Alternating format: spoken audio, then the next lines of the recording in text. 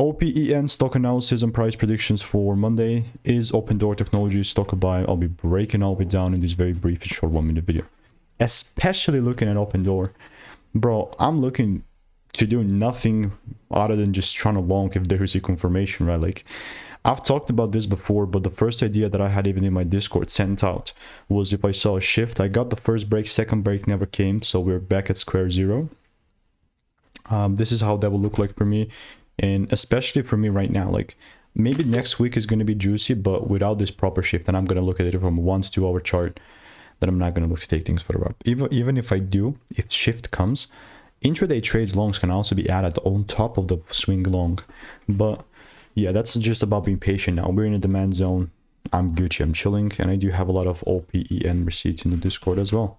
So if you want to stay tuned and get free sauce and money making emails and insights, click the first link in the description, and I will keep you updated. Goodbye.